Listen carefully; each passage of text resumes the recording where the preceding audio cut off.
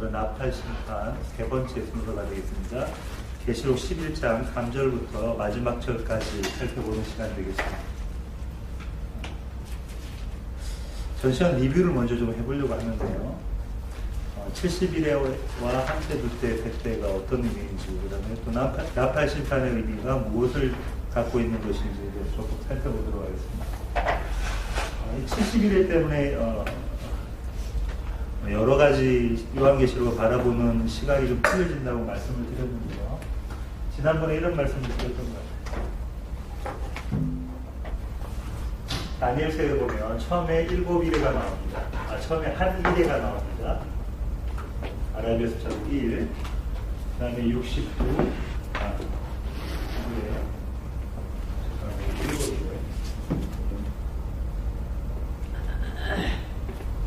62, 그 다음에 마지막 한 일회가 있습니다.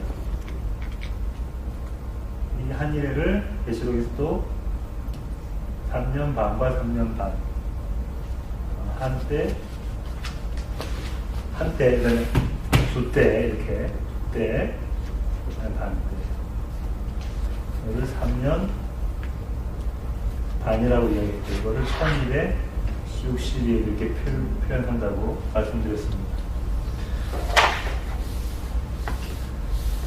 세대주의적 전천년자들이 이야기하고 있는, 세대주의적 전천년자들이 이야기하고 있는 7일의, 60, 이렇게 다 더하면 69일이잖아요. 마지막 한 일회가 나왔는데, 이 한 일회를 3년 반에서 7년으로 보고, 7년 동안 아주 심각한 환란이 있을 것이다. 환란, 7년 환란설 또는 7년 대환란설, 이렇게 환란이 있을 것이다. 처음에 3년 반은 그래도 견딜만 한데 나중에 3년 반이 힘들 것이다. 이때 지금 문제되는 것이 베리칩이라죠. 베리피케이션 칩에 대한 얘기가 이렇게 나와지고 있습니다. 이 베리칩을 어떻게 보는 거죠? 나중에 우리가 하겠지만 짐승의 숫자인 666으로 바라봐서 이마나 손등에 이것을 받게 되면 결국 영원한 사망에 갈 것이다 라고 생각을 하고 있습니다. 조금 이따가 나오겠지만 이런 신학 안에서 성경을 해석하다 보니까 요한계시록을 전부 다 문자적으로 해석하게 됩니다. 문자적으로 해석하면 무슨 문제들이 생겨나는지를 오늘 시간에 좀 배우도록 하겠습니다. 요한계시록 신학 강좌의 제목이 뭐죠? 우리가 하고 있는 신학 강좌의 제목이 지난번에도 말씀드린 것처럼 거룩한 성. 너 거룩한 성 새 예루살렘. 성격입니다. 너 거룩한 성 새 예루살렘. 뭘 말하는 겁니까? 교회, 우리를 말하는 거예요. 요한계시록의 주제는 교회에 있습니다. 새 예루살렘을 세우는 것에 있어요. 그렇다면은 성경 전체적으로 이렇게 70일에 대한 이야기를 하고 있는데 이것은 한 가지 사건이에요. 뭐냐면 옛 예루살렘은 허물고 새 예루살렘을 세우겠다라는 그 강력한 메시지가 담겨져 있는 거예요. 이게 전체 요한계시록 전체 22장에 쫙 펼쳐서 써놓은 것이 그겁니다. 그래서 성전을 파괴하는 것과 성전을 세우는 것, 성전을 세우는 것은 결국은 완성되는 모습은 여기겠죠. 되는 모습은 정말로 총괄이 되겠죠. 성전을 파괴하는 모습들이 나올 거잖아요. 성전이 파괴됐다가 재건축되고, 파괴됐다가 재건축되고, 다시 파괴됐다가 재건축되고 하는 모습들이 나온다고 그랬죠. 그래서 수르바벨 때 성전이 재건축하면 됐고, 그 다음에 성전이 또 재건축된 적이 언제죠? 헤롯 대왕 때 재건축됐고, 그 다음에 완전히 파괴된 데가 언제냐면 AD 70년에 로마에 의해서 예수님이 그런 말씀을 하셨죠. 돌 하나도 남기지 않고 파괴될 것이다. 하지만 주님께서는 주님 몸을 뭐라고 비교하셨습니까? 성전. 그래서 내가 허물면 3일 만에 내가 다시 세우리라. 예수님이 교회 되시는, 교회의 머리가 되시는 말씀을 하시면서 이 그림을 그리고 계십니다. 이런 개념 안에 계셔야 돼요. 이런 개념 안에 요한계시를 읽으셔야 되지. 만약 이렇게 되지 않으면 아까처럼 오늘 보겠지만 아주 문자적으로 해석하는 수밖에 없게 됩니다. 그럼 이게 3년, 한때 두때 반때라고 하는데 요 마지막 남아있는 이 한때 두때 반때가 다시 말하면 나중에 이야기될 천년 왕국이 돼요. 출애굽에서는 이거를 뭐라고 그러죠? 출애굽은 이것을 광야라고 합니다. 스데반은 뭐라고 하는데 저 광야? 교회. 요 안에 있는 이야기를 지금 하고 있습니다. 요한계시록은 어디 얘기를 하고 있냐면 요 안에 있는 교회 시대를 하고 있습니다. 예수님의 초림 이후부터 재림까지 그 시간을 교회 시대를 살고 있는 우리들에게, 교회에게 하시는 말씀입니다. 이 개념을 가지고 오늘 나팔심판 마지막 부분을 한번 살펴보도록 하겠습니다. 그리고 참, 두 번째, 나팔심판의 의미. 성경에서 7번 나팔을 부른 적이 있다고 그랬죠. 이게 언제냐면 여리고 전투 때입니다죠. 여리고 전투 때에 하시고자 하셨던 하나님의 일이 뭐냐면 여리고를 무너뜨리는 일이에요. 아주 견고하게 본 여리고. 여리고성이 얼마나 견고했냐면 그 위에 벽에 마차가, 전투하는 마차 있죠. 병거라고 하면 그 마차가 쌍방향으로 달릴 수 있을 정도로 그 튼튼한 견고한 벽이 그것이 무너졌어요. 어떻게 하면서 무너졌냐면 그 앞에 어떻게 했죠? 이스라엘 백성을 하나님께서 어떻게 남자들 뭘 시키냐면 할례를 다 시키셨어요. 할례는 뭐라고 말씀드렸습니까? 침례라고 말씀드렸고, 침례는 결국은 우리의 죽음, 또 예수 그리스도와 함께하는 부활, 이것을 의미하고 있는 것입니다. 그런 의미에서 나팔심판이에요. 요런 개념들을 머리에 두고 이제 오늘 할 걸 살펴보겠습니다. 오늘은 첫 번째, 두 번째 심판은 어떻게 됩니까? 여섯 번째 심판까지 있고 그다음 삽입 들어가고 일곱 번째 심판이 있습니다. 그렇죠? 인심판 때도 그랬고 나팔심판 때도 공유했습니다. 그 삽입 중에 삽입에서 첫 번째 건은 뭐에 대한 이야기였죠? 아니 나팔심판 안에서 첫 번째 삽입. 조금씩 전에 했던 거는 뭐에 대한 겁니까? 사도 요한에게 주신 하나님의 사명에 대한 겁니다. 작은 책에 대한 이야기를 하면서요. 오늘은 두 증인에 대한 이야기를 하고 있어요. 두 증인에 대한 이야기를 한번 살펴보도록 하겠습니다. 성경에서 숫자 2가 이야기하는 게 히브리 당시 사람들, 고대 히브리에서는 숫자가 우리가 생각하는 카운트하는 그런 숫자가 아니라고 그랬습니다. 그죠? 성경에서 특별하게 숫자를 이야기하고 있을 때는 히브리 사람들에게 숫자는 어떤 특별한 의미를 가지고 있는 거예요. 7이 뭐라고 했습니까? 완전한 거. 10은 꽉 찬 느낌이라고 했죠. 꽉 찬 거. 그 다음에 4는 만방, 동서남북, 4방위를 말씀드린다. 3은 3위 하나님에 대한 숫자, 하나님의 숫자죠. 그 다음에 12는 아들의 숫자예요. 아들의 숫자. 그래서 야곱의 아들이 12명입니다. 왜냐하면 그 12가 담고 있는 게 아들이다, 나의 택한 아들이라는 걸 담고 있기 때문에. 그럼 2는 뭐냐? 2는 증인이에요. 2명이 있어야 증인이 되는 겁니다. 그죠? 자, 그 다음에 예언하다가 나와요. 성경책을 보시면서 따라오시면 되겠습니다. 내가 나의 두 증인에게 권세를 주리니 그들이 붉은 베옷을 입고 1260일을 뭐 한다고 합니까? 예언합니다. 요 앞에 바로 뭐 있었죠? 사도 요한에게 말씀을 주시면, 작은 책을 주시면서 네가 그걸 먹고 그 다음 선포하라라는 말씀을 하시죠. 만방에 선포하라, 그런 말씀을 하시죠.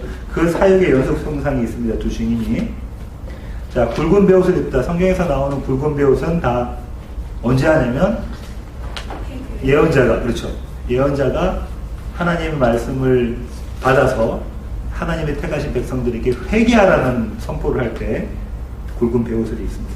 지금 그 옷을 입고 있어요. 이 예언자들이.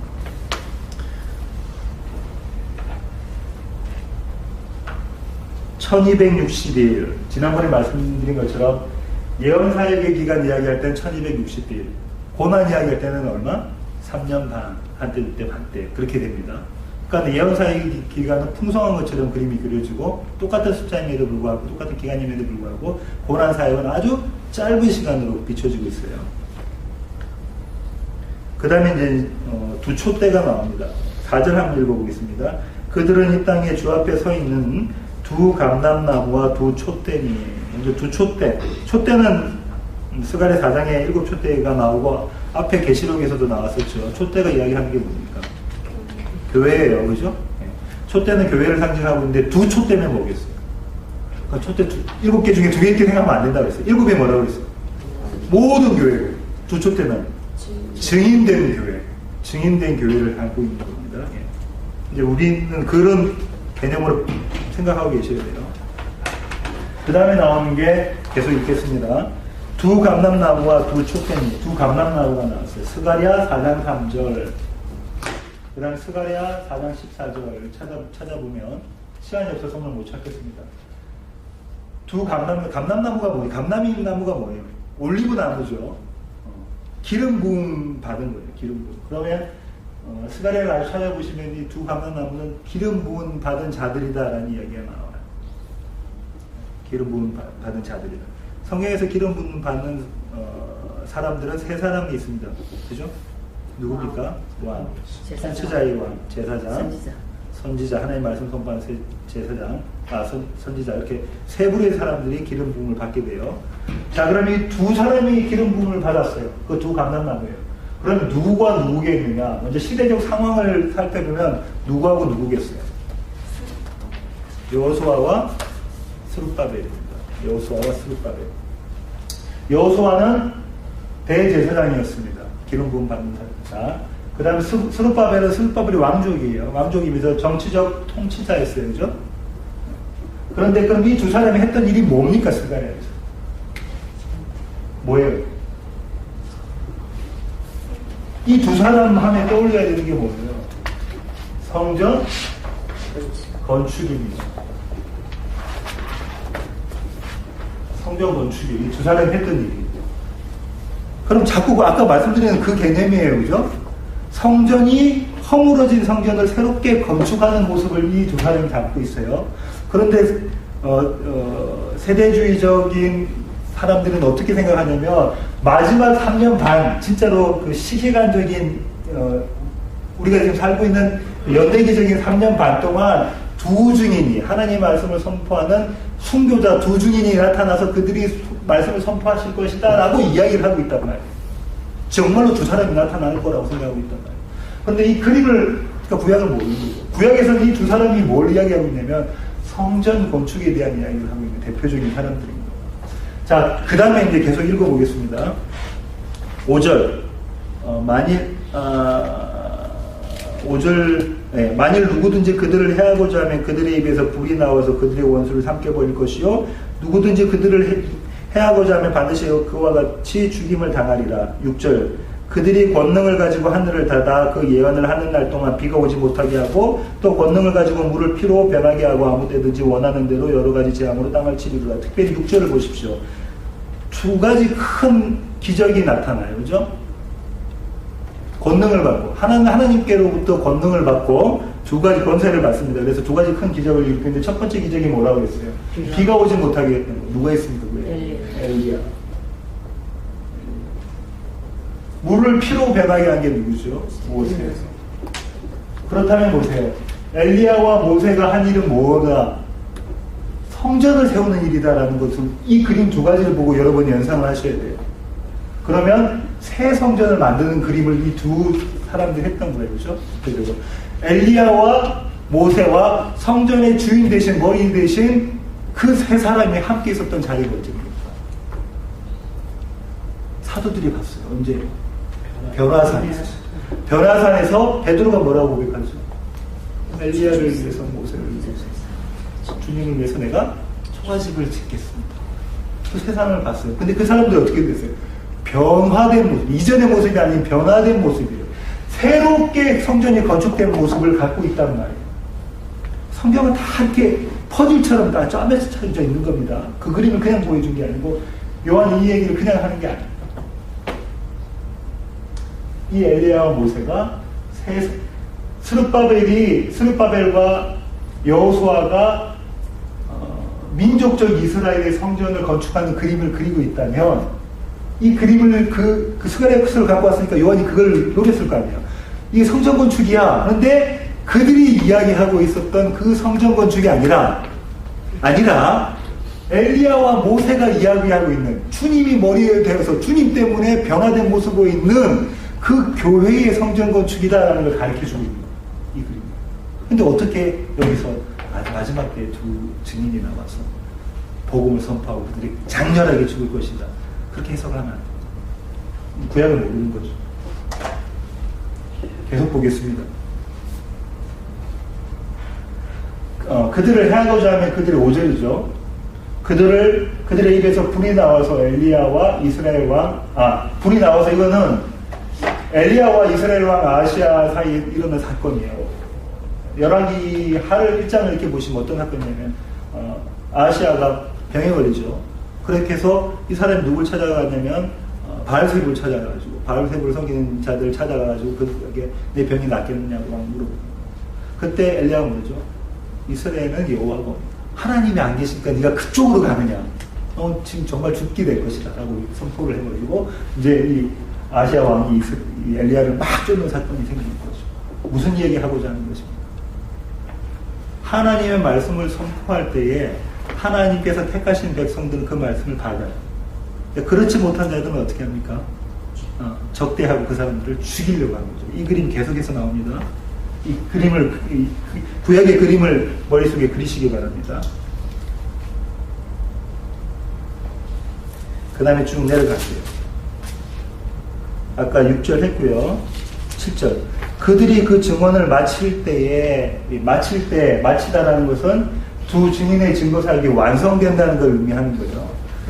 계시록을 읽으면서 여러분이 절대로 놓치면 안 되는 거, 이게 어느 시점의 마지막, 어느 한 시점을 가리키고 있는 것이 아니라는 겁니다. Already, not, but not yet.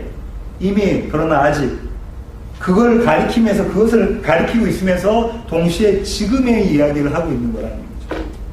이해가 되십니까? 그러니까 이 완성됐다는 것도 완성해 가시는 하나님에 대한 메시지를 담고 있는 거예요.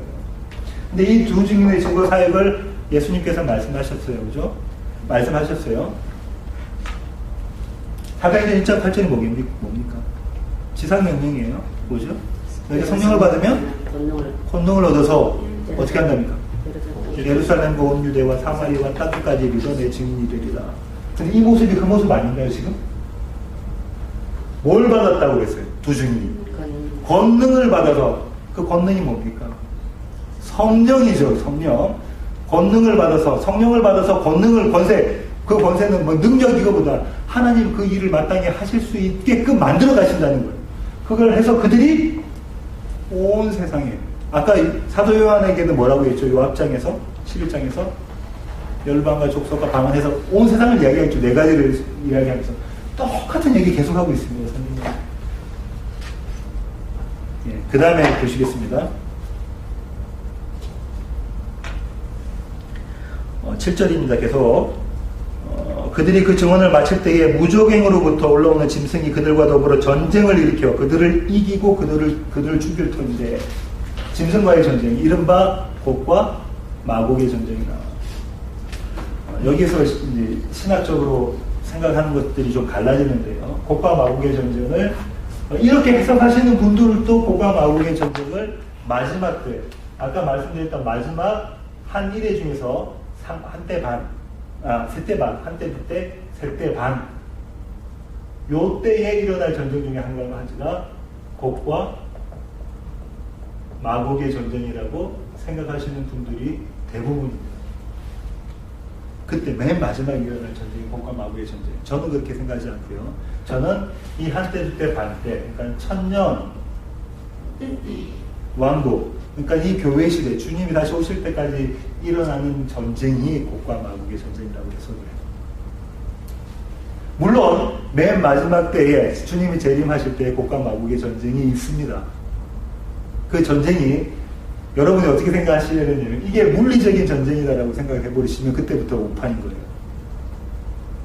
성경은 한 번도 성경은 한 번도 물리적인 전쟁에 대한 얘기를 하고 있지 않아요. 구약에 그리고 있는 물리적인 전쟁은 뭘 설명하려고 하는 거예요? 영적인 전쟁이 무엇이다라는 걸 설명하고 하려고 하는 거예요. 부에게 나타나는 성전은 뭘 설명하는 거예요? 네, 영적인 성전을 설명하려고 이걸 그리고 있는 거예요. 이거는 다 파괴되어야 될 거란 말이에요. 그런데 우리는 이거는 그렇게 해석하면서 곡과 마곡의 전쟁은 물리적 전쟁이다. 그래서 세계 3차 대전 이렇게 생각하시면 안 된다는 거예요. 전쟁이 있을 수도 있어요. 전쟁이 있을 수도 있다. 아니면은 지금 에볼라 같은 아주 큰 재난이 있을 수도 있어요. 하지만 그거는 껍데기라는 거예요. 내면에 있는 건 뭐예요? 영적인 전쟁이다. 이 얘기를 하는 거예요. 곡과 마곡의 전쟁. 그러면은 그렇게 해석한다면 천년왕국 전체 교회 시대 전체에 일어나고 있는 수없이 끊임없이 일어나고 있는 전쟁이 곡과 마곡의 전쟁입니다. 뭐하고 같을까요? 광야하고 같은 거예요. 광야.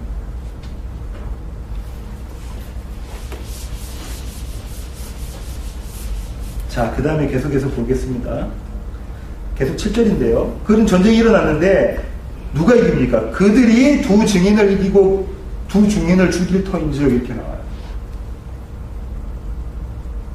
짐승, 세상이죠. 사탄이 그들을 이기고 증인들을 이기고 그 두 증인을 죽일 터인지. 그래서 아까 곡과 마곡의 전쟁을 이야기하고 세대주자들이 어떻게 이야기한다고 했죠? 마지막 때에 주님 오시기 바로 직전에 어떻게 두 증인이 나타나서 그들이 하나님의 말씀을 선포하고 그 선포되는 것 때문에 많은 사람들이 돌아오게 됩니다. 또 돌아오게 되고, 그런데 결국은 사탄이 우두머리가 나타나서 어떤 사람들은 이씨 공동체의 수장이라고도 이야기를 하고요.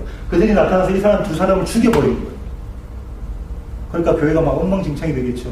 그 상황에서 주님은 천년왕국이 이루어져요. 그 다음에 주님 재림하시는 그 모습을 그리는데 천년왕국 동안 뭐합니까? 우리가 왕노릇 한다고 이야기해요. 우리가 그럼 믿지 않는 사람들 자기 마음대로 가. 이 7년만 잘 견디고 나면 그럴 것이다라고 이야기를 한다는 느낌이죠. 그렇게 해서 정말 이들이 순교를 당할 것이라고 생각을 해요. 근데 아닙니다. 지난번 말씀드린 것처럼 순교자는 교회예요.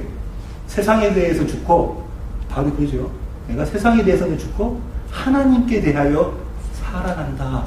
그 얘기를 계속하고 있는 거예요. 네. 자, 그 다음에 교회 공동체의 이중적인 측면이 발견돼요. 1261 42달. 이때는 하나님 말씀을 선포하는 교회 사명이 있는 때. 이때는 고난받을 때. 그죠? 보호와 방임, 승리와 패배. 이미 승리했다고 이야기를 해놓고는 요한이 지금 뭐라고 합니까?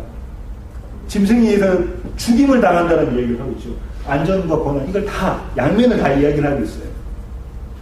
왜 그 얘기를 하고 있는지 여러분 이미 아십니다. 여러 번 제가 설명을 드려서 그죠? 이미 알고 계세요. 왜 그렇습니까? 지금 이 땅에서는 뭐 하는 것처럼 보인다고요. 실패하고 고난 중에 있고 패배한 모습처럼 보이지만 이 일은 이미 4장 5장에서 뭘 보여줬어요? 사도 요한이.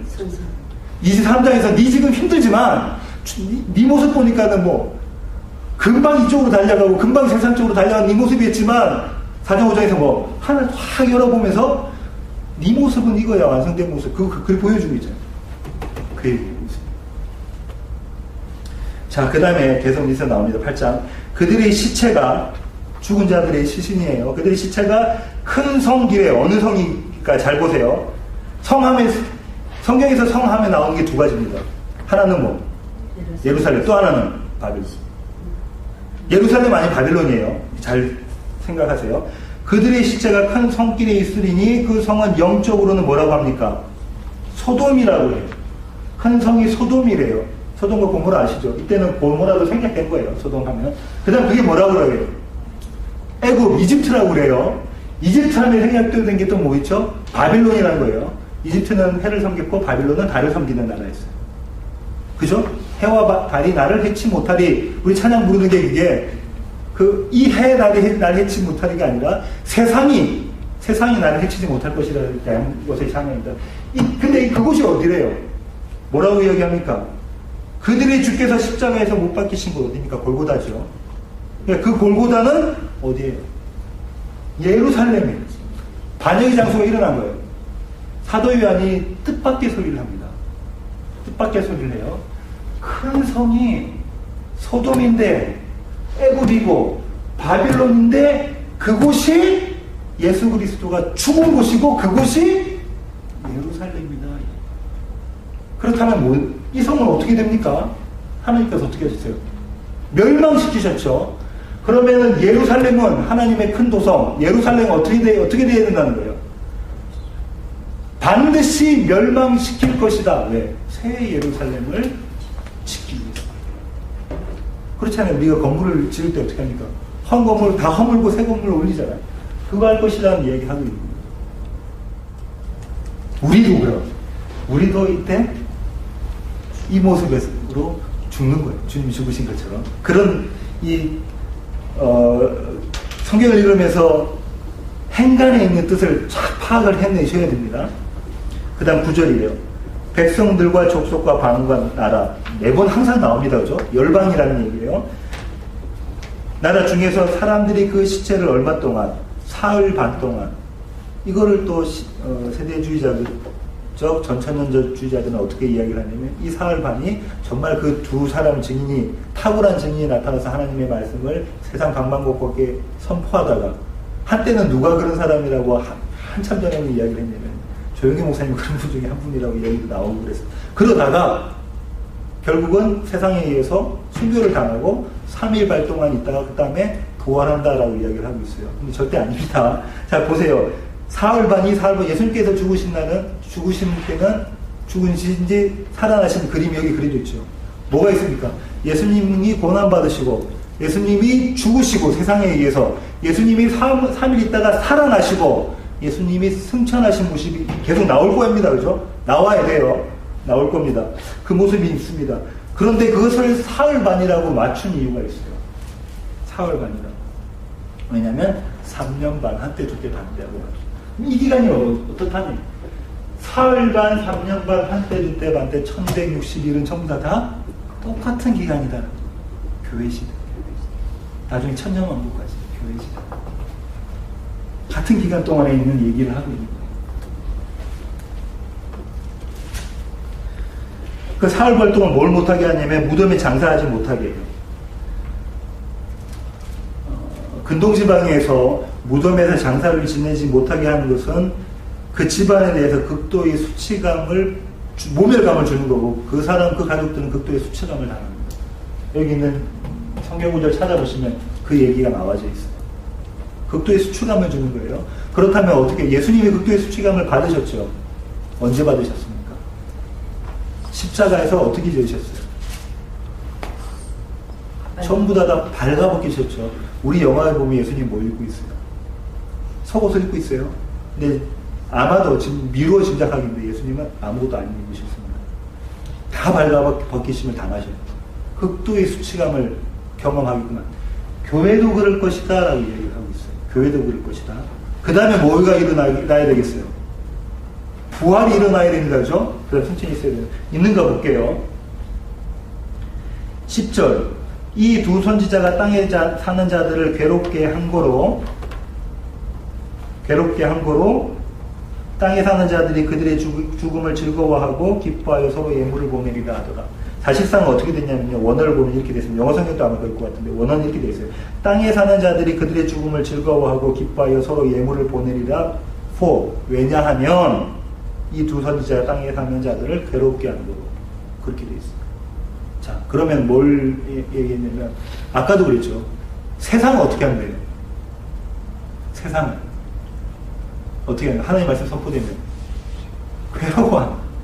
괴로워해서 그들을 가만히 놔두지 않고 그들을 죽이려고. 그들이 누구예요? 교회 두 증인을 죽이려고 해요. 그런데 지금 그들이 죽자 어떻게 되고 있어요? 너무 즐거워하고 기뻐하며 서로 예물을 보내요. 이런 사건이 있어요. 언제냐면 부림절이에요. 부림절은 언제입니까?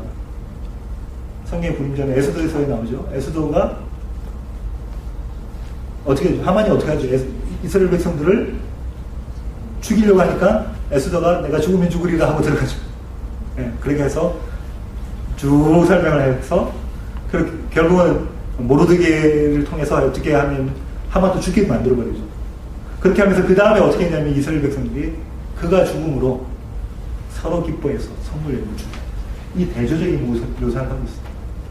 이 사람들이 세상 사람들이 교회가 죽자 여기서 교회 죽자라고 제가 말씀드린 마지막 때에 교회가 딱 죽는 그게 아닙니다. 이 기간 동안 1260일 동안 한때, 두때, 반때, 3년 반 동안 살아가는 동안 교회에 죽는 모습이 나타나자 그걸 즐거워한다고. 그걸 기뻐하고 즐거워한다고. 계속해서 보겠습니다.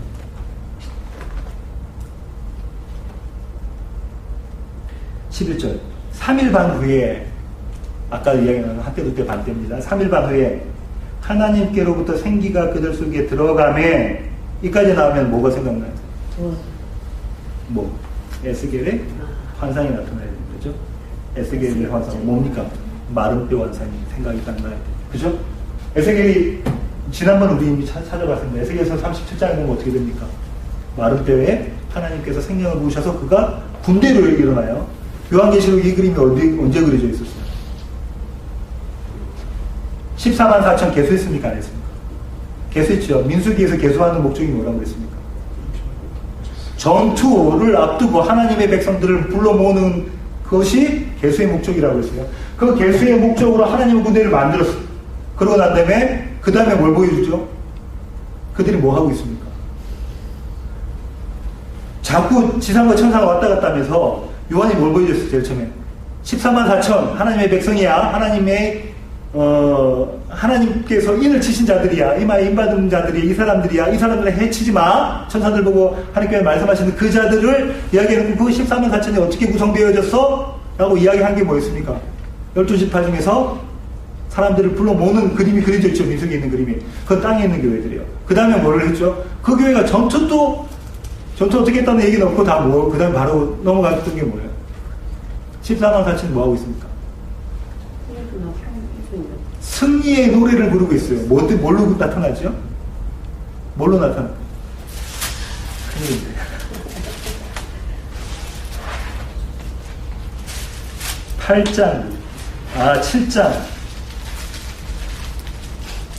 7장 9절부터 2일 후에 그들이 뭘 합니까? 아무도 능히 셀 수 없는 큰 무리가 나와 흰 옷을 입고 예수 그리스도의 보혈로 깨끗이 씻음받은 옷을 입은 자들입니다. 그들이 뭘 갖고 있어요? 종려가지를 들고 보좌 앞과 어린 양 앞에서 흔들어요. 환호를 쳐. 이때 이건 언제 한다고 그랬어요? 로마 제국에서 전쟁에 승리하는 왕이나 장군이 흰 말을, 낙이 새끼가 아닌 흰 말을 타고 들어오면서 그 뒤에 게임에서 전쟁에서 패배한 사람들을 노예로 끌고 오면서 들어올 때에 그 성에 있던 백성들이 밖으로 나오죠. 환호를 하면서 그 입성을 환영합니다. 그 그림을 그리고 있어요. 그럼 이미 뭐라니? 이 게임은 끝난 게임이다라는 얘기를 하고 있습니다. 그러면서 그들이 이야기했던 게 뭡니까? 큰 소리로 외쳐이르되 영원히 우리가 부를 노래 뭐죠? 구원하시니 보좌에 앉으신 우리 하나님과 어린 양께 있도다. 이 그림이 있어요. 지금 우리가 3일 반 후에 하나님께로부터 생기가 들어가면 그 얘기가 나오면 이미 우리는 에스겔에 있는 그림과 함께 쭉 요한계시록 앞에 아까 올라가서 6장, 7장, 8장을 그림을 그리고 계셔요. 근데 이들이 승리했어요. 근데 다시 볼게요. 이 전쟁은 곡과 마곡의 전쟁이죠. 두 중인을 죽이고 난 다음에, 그죠? 세상이 짐승이 두 중인을 죽이려고 하는 막 그 전쟁이라는 얘기예요. 그 다음에 죽고 난 다음에 일어나는 전쟁인데 이 전쟁이 또 다른 전쟁이겠냐? 아닙니다. 1000년 동안 교회 시대 동안 늘 있는 전쟁이에요. 또 다른 전쟁이 나중에 종말일 때 어떤 전쟁이 물리적인 전쟁으로 일어날 그 전쟁이 아니란 얘기예요. 그런데 이렇게 해서 군대가 생겨났어요. 그러니까 이게 요한계시록 힘든 점입니다. 어떤 사건이 이렇게 끝났어. 그럼 요거 다음에 이어나는 건 이거보다 시간적으로 뒤에 있는 사건이 있느라고 생각하시면 안 돼요. 왜냐하면 이미 앞에 뭘 했었습니까? 개수를 했죠. 하나님의 군대를 개수했어요. 그때도 이미 아까 제가 에스겔에 있는 그림을 마른 뼈 환상에 대한 그림을 설명을 드렸어요. 근데 이게 또 나왔어요. 그럼 또 다른 싸움인가? 그거 아니란 얘기예요. 똑같은 거를 논리적으로 해석을 하셔야 되지 처음부터 시간 순서로 해석하시면 안 된다고 말씀을 드렸습니다. 또 다른 싸움인가 이렇게 생각하시면 안 된다는 거예요. 근데 그러고 이렇게 살아나니까 부활이 있습니다. 예수님처럼 교회가 부활하는 모습이에요. 세상 속에서 부활하는 모습입니다. 하니까 세상이 어떻게 된다고 그래요? 크게 두려워하더라. 원어로는 어떻게 되냐면요. 큰 두려움이 확 들어오는 거예요. 세상 사람들. 큰 두려움이 확 들어오는 거예요. 하나님께서 두려움을 넣으시는 것처럼 그 정도로 두려운 모습이, 왜냐면 다 죽은 줄 알았던 교회가 살아나니까. 그 다음 승천이 있어야 되겠죠. 그 다음에 읽겠습니다. 12절. 하늘로부터 큰 음성이 있어 이리로 올라오라 함을 그들이 듣고 구름을 타고, 여기서 타고는 손오공처럼 구름 타고 다니는 거 아니고 구름 가운데, 예수님 승천하실 때도 우리 구름 타고, 우리 찬양이 되잖아요. 나중에 구름 타고 오실, 구름을 타는 게 아니고 구름 가운데, 그 구름은 뭘 이야기하는 거죠? 하나님의 임재, 또 하나님의 영광. 하나님의 영광, 우리가 사람이 직접 보면 안 됩니다. 그렇게 가리는 거죠. 구름을 타고 하늘로 올라가는 예수님이 승천하신 모습과 같습니다. 교회가 경험하는 게. 그들의 원수들도 구경하더라. 자, 그 다음에 13절. 그때 큰 지진이 나서 성 10분의 1이 무너지고 지진에 죽은 사람이 7천이라. 그 남은 자들이 두려워하여 영광을 하늘에 하나님께 돌리더라. 10분의 1. 성경에서 10분의 1은 뭡니까? 전체를 대표하는 거예요. 11조는 뭐죠? 모든 것이 하나님의 것입니다라는 걸 대표하는 겁니다. 성경에서 그렇게 나오는 거 대표하는 것이 11조, 10분의 1. 장남 마찬가지죠. 전 가족을 대표하는 거죠. 레위인 마찬가지인 거예요. 그 10분의 1이 어떻게 됐대요? 10분의 1이 무너졌어요. 그죠? 그 다음 그 얘기는 전체가 다 그렇게 됐다는 얘기예요. 전체가 다. 지진에 죽은 사람이 몇 명이다? 7,000명이다. 7,000은 7 하면 또 완전한 심판에 대한 얘기가 있습니다. 그 남은 자들이 두려워하여 영광을 하나님께 드리고. 여기서 문제는 요한계시록에는 하나님 말씀이 선포된 다음에 남은 자들이 하나님께 영광을 돌리는 장면이 여기 한 번 나와요. 근데 이게 샌드위치 구조라고 지금 이렇게 돼 있어요. 이 다음번에 보면 지금 나오겠지만. 예. 남은 자들이 하나님께 영광을 돌리잖아요. 하나님께 영광을 돌리는 건 계시록 전체에 하나님의 백성에 대한 이야기를 해요. 자, 보세요. 지금 뭘 했냐면 두 증인 요한과 작은 책을 받아먹은 요한과 두 증인의 말씀 선포가 있었습니다. 그러고 난 다음에 이게 A고 이게 A-고 이게 B예요. 그러고 난 다음에 어떻게 됐냐면 그들이 예수님을 믿게 되더라 됩니다. 이 앞에는 그러면 안 믿는 장면이 있을 거예요. 그죠? 안 믿는 장면이 있을 거예요. 그리고 안 믿는 장면이 어디 나와 있냐면 10장 1절부터 11장 12절까지 이 장면 가운데서는 안 믿는 장면이 있는 겁니다. 10장 앞에 볼게요. 9장 21절. 또 그 살인과 곡술과 음행과 도둑질을 뭐하지 않더라. 회개하지 않은 자들이었는데 교회의 증언으로 말미암아 그들이 회개하죠. 이때는 뭐가 있었냐면 말씀 사이에 있는 그림이 안 그려져 있어요. 안 그려져 있어요. 뭐가 있어요? 물리적인 재앙에 대한 그림만 그려고 있는데 그 다음에 뭘 합니까? 교회가 나와서 결국은 남은 자들이 주님 앞에 돌아오더라. 이거를 세대주의자들은 어떻게 해석하냐면 이렇습니다. 마지막 때에 마지막 3년 반 때에 그 끝자락에서 이미 우리는 다 어디 갔냐면 마지막 복과 마귀 전쟁할 때는 우리는 천년왕국에서 왕노릇 하고 있죠. 왕노릇 하고 있을 때 남아있는 사람들이 있다는 거예요. 아직도 예수를 안 믿던 사람들이 있었는데 그들이 이렇게 해서 예수 믿는 사람들이 부활하는 모습을 보고 어떻게 된다는 거예요. 이 사람들이 예수를 믿게 돼요. 근데 이 사람들은 레벨이 우리하고 틀리겠죠. 왜냐하면 우리는 7년 환란을 견디고 예수를 믿은 사람들이고 이들은 7년 환란 때 실패하고 난 다음에 예수를 믿은 사람들이에요. 이때 포함되는 민족이 이스라엘이라고 해서 민족적 이스라엘도 우리와 함께 구원을 받을 것이다라고 생각해요. 세대주의자들의 이야기. 그렇지 않습니다. 그렇지 않습니다. 뭘 설명하고 있는 건 이 구준, 이 남은 자는 그 남은 자 이야기하는 게 성경 전체는 구약부터 뭐 이야기합니까? 남은 자, 그루터기, 나무가 죽어간 것처럼 보이지만 그게 뿌리는 살아있어서 그 중에 하나님 택한 자들이 있다. 엘리야가 뭐랍니까? 다 죽었어요. 하나님 말씀 선포사님 저밖에 없습니다. 그때 주님 뭐라 그러죠? 내가 7,000명 바알에게 무릎 꿇지 않은 사람 7,000명을 남겨두었다. 남은 자 사상이 거기서 계속 그런 거예요. 근데 남은 자가 누구냐? 나중에 세상의 끝자락에 우리는 다 들림받고 난 다음에 남아있는 그 자들이 아니고 남은 자가 우리라는 거예요. 계속 보겠습니다. 그 다음에 이제 그렇게 하고 난 다음에 삽입이 끝나고 일곱째 나팔 소리가 울립니다. 근데, 볼게요.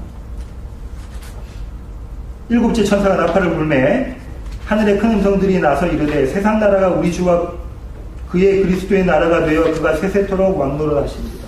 뭐가 된대요? 세상 나라가 우리 주 그리스도의 나라. 이건 제가 결론에 다시 설명드릴게요. 이게 요한계시록의 결론이에요. 항상 결론이 그렇습니다. 그가 세세토록 왕노릇 하는 거예요. 누가 왕노릇 하는 거냐면 예수님이 하시는 거예요. 그죠? 그가 세세토록 왕노릇 할리다. 그죠? 누구 안에서? 우리 안에. 그럼 교회의 머리가 누구예요? 주님. 그가 왕노릇 하는 모습이 결국은 누가 왕노릇 하는 거예요? 우리가 하는 것이다. 착각해서 믿지 않는 사람을 내가 야 너 이거 갖고 와, 너 저거 갖고 와, 네가 나를 핍박했지. 그게 아니라 예수가 왕노릇 하시는 것이 결국은 우리가 왕노릇. 나중에 어떻게 된다고 했어요? 연합되기 때문에. 주님과 연합되기 때문에. 그 다음에 계속 읽겠습니다. 뭐 하고 있냐면 엎드려 얼굴을 땅에 대고, 이거 언제 우리 살펴봤냐면 4장 9절부터 11절 살펴봤어요. 뭐 합니까? 그들이 면류관을 벗어서 주님 앞에 어린아이께 내어드리는 거죠. 내가 왕이었던 거 네가 아니고요. 이제 주님이 왕입니다. 이게 예배라고 했어요. 원래 하나님께서 목적하셨던 자기의 위치를 찾는 거. 그죠? 그 그림이 똑같이 나옵니다. 이게 왕노릇이에요. 그 다음에 보세요. 뭐라고 나오냐면 18절 이방들이 분노하고 세상 사람들은 분노해요. 이 모습을 보고 주의 진노가 내려 죽은 자를 심판하시며, 여기서도 죽은 자를 어떻게, 그다음에 나중에 죽은 자를 어떻게 이야기하냐면 믿지 않고 죽은 영혼 이렇게 표현하는데 그렇지 않습니다. 왜 그렇지 않냐면 이 뒤에 나와 있는 자 보십시오. 주의 이름을 경외하는 자, 그 다음에 땅을 망하게 하는 자 다 현재형이에요. 과거형이 아닙니다. 현재형이라는 건 지금 하고 있는 모습이라는 거예요. 지금 하고 있는 모습. 죽은 자를 심판하시며 또 멸망시키실 때 여기서 우리는 뭘 생각하시면 시점의 이중성이에요. 아까 이야기한 것처럼 already 번나들었습니다.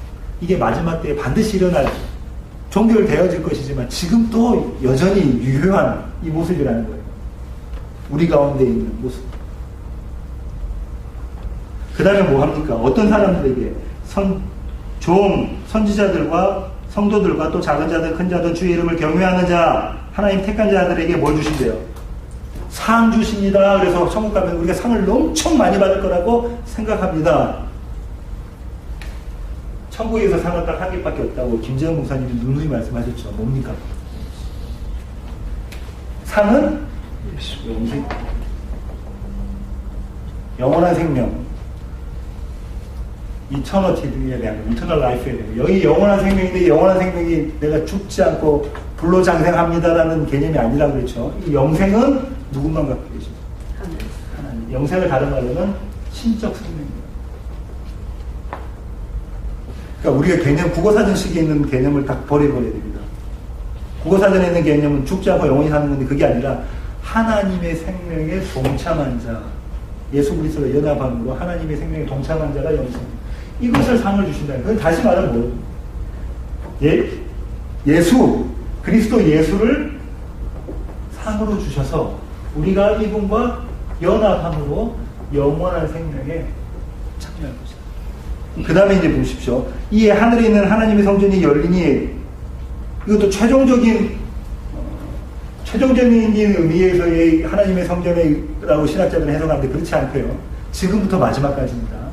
지금부터 마지막까지. 자, 보십시오. 하늘의 성전문이 열려요. 그러고 난 다음에 뭐가 보여요? 하나님의 언약궤가 보입니다. 이 그림이 그려지셔야 돼요. 지금 자 보세요. 하늘문이 쫙 열리고 여기에 그 뭐가 보인다는 거예요? 하나님의 언약궤가, 하나님의 언약궤라고 해놨어요. 세상에 있던 모습이 아니라 하나님의 언약궤가 이 안에 들어가 있던 게 세 가지라고 했죠. 세 가지. 뭐죠? 증거판, 아론의 쌍난 지팡이, 만나, 항아리. 인간의 반역의 모습입니다. 이 반역의 모습 위에 시운자가 있고 시운자에 예수 어린 양의 피를 뿌리면 구원을 받는 거죠. 이걸 예고해놓던 데가 어디예요? 에베소서 1장 4절 창세전 언약 하나님 스스로의 언약 뭡니까? 예수 그리스도 안에서 그들을 택한 자들을 하나님 앞에서 거룩하고 너희는 지금 거룩하고 흠이 없는 존재가 될 수가 없는데 거룩하고 흠이 없는 거룩하고 흠 이렇게 하면 뭐라고 그랬어요? 누가 생각나는데 했어요? 야곱 아롱진 것만 내 겁니다. 나는 아롱진 것만 생산해낼 수밖에 없는 자입니다. 라는 그 자를 누구를 뭘로 만들어 바꾸셨습니까? 야곱을 이스라엘로 새 예루살렘으로 바꾸시는 것 이게 어디에 예언되어 있냐면 예고되어 있었냐면 창세전이나 우리 이 세상이 만들어지기도 전에 우리가 만들어지기도 전에 하나님은 이 약속을 하고 계셨는데 하나님 스스로 하고 계셨는데 이제 그 하나님이 쫙 열리면서 이 언약궤가 보여요. 이 언약궤가 보면은 그 사람들이 이 메시지를 받는 일곱 교회의 성도들은 어떻게 했어요? 아, 구약을 꿰뚫고 있었습니다. 그 모습, 그 그림이 그려집니다. 나중에 번개와 우성들과 우리와 지진과 큰 우박이 있다. 이거는 뭐냐면 심판의 정도가 좀 더 강화되는 거예요. 왜냐면 앞에 없던 게 한 개가 더 생겼으니까요. 큰 우박이라는 게 더 생겼으니까요. 자, 결론 맺겠습니다. 세상 나라가 우리 주와 그의 그리스도의 나라가 되어 15절 세상 나라가 우리 주와 그리스도의 나라가 되어 이 세상 나라가 어디입니까? 성경에서는 이 세상에는 두 나라를 이야기하고 있어요. 어디죠? 이집트와 바벨론이라고 했죠. 지독히도 누구를 괴롭혔던 이 바벨론은 아수르도 포함됩니다. 같은 그쪽에 있었습니다. 누구를 괴롭혔던 이스라엘을 괴롭혔던 이 세상. 근데 이 세상 나라가 어떻게 된다고 그러세요? 우리 주와 그의 그리스도의 나라. 이 나라 어느 나라입니까? 이스라엘. 다른 말로는 예루살렘. 세상 나라 이집트 바벨론이 예루살렘이 되는 모습을 그리고 있어요. 그러면 여러분이 머릿속에 그림이 그려져야 돼요. 그러면 안 믿는 자들은 모두 다 예수님 믿게 돼서 결국은 모든 사람이 예수를 믿든 안 믿든 하나님 구원하실 것입니다. 보편적 구원론 그걸 이야기하는 게 아니라 이집트고 바빌론이었던 예루살렘이었던 나를 하나님께서 허무시고 새 예루살렘, 이스라엘로 새 예루살렘으로 하나님의 그리스도의 나라로 만들어 가신 것이다. 이게 요한계시록 전체의 일관적인 메시지. 이런 메시지 앞에서 어떻게 다른 이야기를 할 수 있겠습니까? 이게 우리한테 소망이 됩니다. 맨 마지막에 뭐라죠? 사도 요한이 맨 마지막에 뭐라죠? 요한계시록 마지막에. 이 메시지 쫙 다 설명하고 난 다음에 교회는 우리 보고 마라나타. 아멘. 주 예수요? 왜냐하면 이것의 완성이 주님이 오시는 그날에 이루어질 때예요. 그러면 여러분이 뭘 경험하시는 것이 예수와 연합된 모습이에요. 내가 이 이집트와 바벨론 같은 세상 나라에 속한 자였구나. 내가 죽어야 마땅한 자였구나. 내가 먼지였구나. 내가 죄인 중에 괴수구나를 날마다 경험하는 그 자가 예수의 살과 피를 먹고 마심으로 제가 주님의 나라로 되어져 가는 내가 변화되는 게 아니에요. 주님을 붙잡음으로 내 안에 그리스도의 영이 나를 그렇게 끌고 가십니다.